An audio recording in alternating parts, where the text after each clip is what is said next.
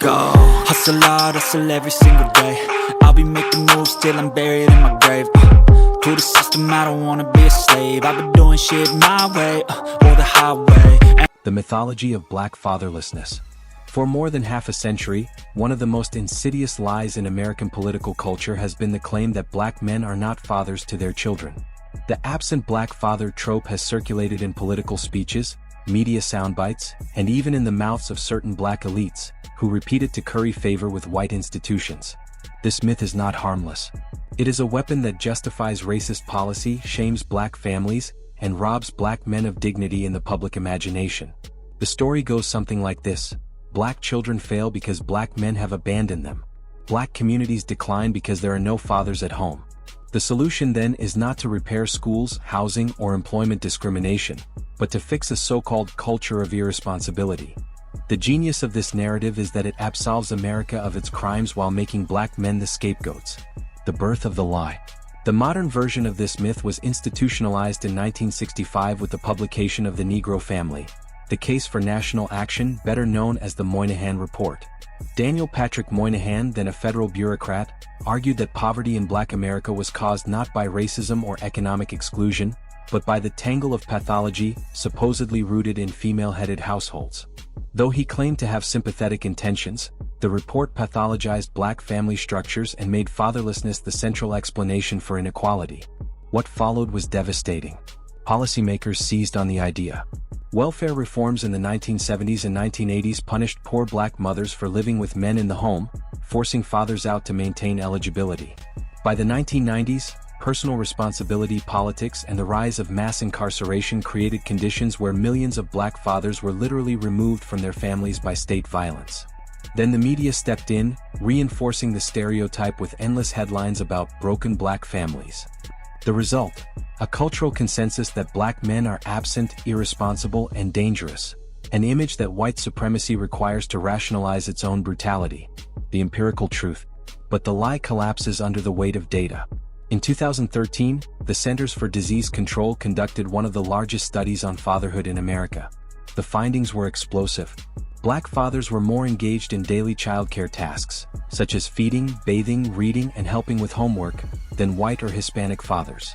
Even when not living in the same household, black fathers were more involved with their children than non-cohabiting white or Hispanic fathers.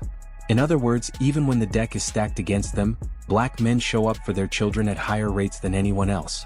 The stereotype of absent black fathers is not only false, it is the opposite of reality. The problem is not fatherlessness. The problem is America's refusal to recognize black men's fatherhood, and its active investment in erasing that truth. Reconstructing the black man's public image. How then do we repair the public image of black men? Statistics alone cannot undo centuries of propaganda. We need living counterexamples that operate on a large scale. We need institutions that affirm what our families already know, that black fathers are present, capable, and indispensable. This is why the Black Infrastructure Trust (BIT) exists. One of its most transformative initiatives is the Black Men's Mentorship Group, an institutional answer to the myth. The Black Men's Mentorship Group. Every BIT collective establishes a mentorship cell, composed of members committed to guiding the next generation. The program begins at age 8, when boys start asking deeper questions about selfhood and responsibility. Each child of a single mother is paired with a mentor, whether or not the biological father is present. The purpose is not to replace fathers, but to ensure every child has multiple men invested in their growth. The mentorship is structured, not symbolic. It includes life skills, from cooking and financial literacy to trade exposure and health practices. Decision-making, teaching frameworks for weighing consequences, solving problems, and exercising leadership. Ethics and community, grounding boys in accountability, compassion, and a love of community above individualism. At age 14, each mentee faces a pivotal choice: continue in public education or enroll in the exclusive Black Military Academy, a BIT institution that combines rigorous academics with vocational training, trades, and pathways to higher education. The academy instills discipline, excellence, and the principle that Black labor and intellect exist first to serve Black liberation, not capitalist exploitation. Value, labor, and compensation. Unlike in capitalism, where mentorship would be considered volunteering, BIT recognizes it as essential labor. Mentors are compensated with community credits, a parallel currency within the collective. Credits can be redeemed for housing, food, childcare, healthcare, and other services provided by BIT. Every hour invested in a child is an hour added to the wealth of the community. This does two things at once. It honors the work of Black men as fathers and guides, and it strengthens the ecosystem of autonomy from capitalism. The larger goal: autonomy from capitalism. The fatherhood program is not just about individual boys. It is about restructuring value itself. In capitalist America, Black men are either criminalized or exploited. Their worth is calculated in prison sentences served or profits extracted. Under BIT, worth is measured in contribution to community, in raising children, defending families, and sustaining culture.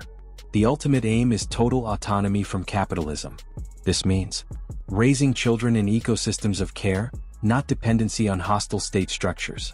Building institutions that replace punishment with guidance, exclusion with belonging. Defining value not by dollars earned but by futures secured.